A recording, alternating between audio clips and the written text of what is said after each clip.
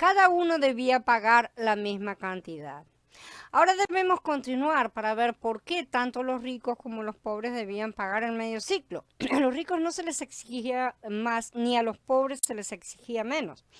Todo el que se inscriba en el registro desde los 20 años de edad en adelante dará la ofrenda a Yahweh. El rico no pagará más ni el pobre pagará menos de medio shekel cuando den la ofrenda de Yahweh como expiación por sus personas. Todo el que pagaba este impuesto entonces tenía que pagar la misma cantidad, a saber, medio ciclo, ni más ni menos. Elohim requería que su pueblo solo pagara medio ciclo porque Mashiach es la mitad que nos completa, ¿sí? Él pagó la otra mitad como lo hizo por Kefá, ¿sí? Lo mismo con cada uno de nosotros que hemos crecido para pagar nuestra mitad. Cuando los cobradores del impuesto para el templo fueron donde Kefá, en Matilla 17, ellos le preguntaron, ¿no es cierto?, si el maestro Suadón pagaba su medio ciclo, ¿no es cierto? En lugar de preguntarle a Elohim, Kefá respondió que ciertamente Suadón pagaba el impuesto para el templo. O sea, Kefá siempre fue atolondrado y apurado. Esto significa que él olvidó la visión que había tenido un poquito antes en el monte de la transfiguración, ¿sí? En Matías 17:5 la voz que salió de la nube dijo, este es mi hijo, el amado, en quien me complazco. Sí, el padre le dijo a sus discípulos que no escucharan, que lo escucharan a él, ¿no es cierto? Porque él se complacía en el hijo, que cumplía la plenitud con la ley y los profetas, ¿sí? No estaba dejando de lado ni la Torá ni el Tanaj, sino mostrando el ejemplo vivo de cómo guardar todas sus palabras, la Torá y el Tanaj, toda la ley y los profetas, ¿no es cierto?, que eran Moshe y Elías, estaban representando justamente a las sombras y Mashiach era la realidad. Aunque Kefá oyó la voz que salía de la nube cuando estaba bajo el monte, él fracasó totalmente en la prueba que le presentaron los cobradores de impuestos, porque no relacionó una cosa con la otra, ¿no es cierto? De hecho, él no entendía realmente lo que había sucedido en ese momento. Los que cobraban el impuesto para el templo querían saber si Yeshua pagaba el medio ciclo conforme a lo dicho por Moshe. Si Kefá hubiera entendido lo que escuchó en el monte, él hubiera contestado, no es necesario que mi Adón pague el impuesto, él es el hijo del dueño. ¿No es cierto? Ya que Kefá aún estaba influenciado por la tradición, sí, él contestó afirmativamente, le dijo que sí, que él pagaba, ¿no es cierto? Igual que Kefá, nosotros también estamos todavía bajo la influencia de la tradición religiosa y en muchas cosas nos confundimos, ¿no es cierto? Y al entrar en la casa, Yeshua se le anticipó diciendo, ¿qué te parece, Simón?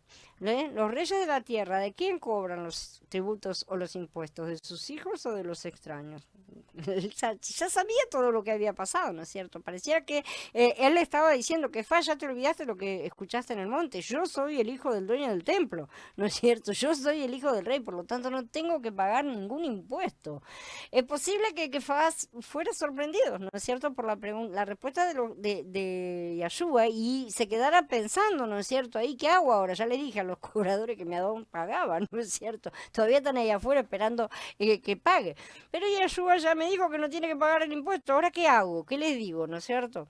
Sin embargo, Yeshua añadió que para no ofenderlos, fuera al mar, lanzara la red y tomara el primer pez y de esa forma tomara el shekel completo que encontraría y que pagara por los dos. ¿Sí? Medio shekel por Kefá y medio shekel por Mashiach. Mashiach nos completa en todo.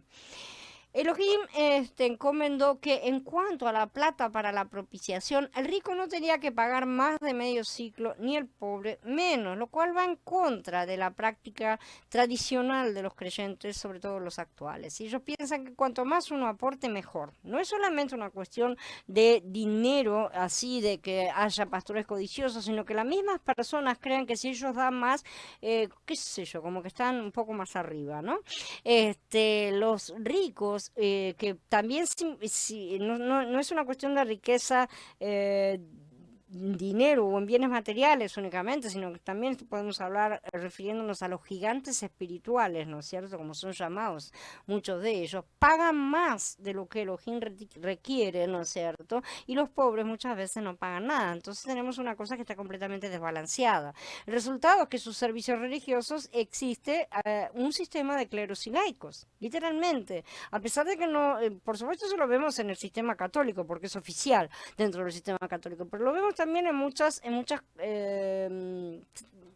denominaciones, ¿no es cierto? Muchos shows religiosos que se realizan en los cuales tenemos un clero y un laicado, literalmente, o sea, una élite y el pueblo, la masa, que generalmente no aporta absolutamente nada. Espiritualmente son vacíos y secos y no tienen nada para aportar también. También del otro lado no hay nada que les estén entregando. Unos pocos se dedican a hablar y la mayoría no hace nada.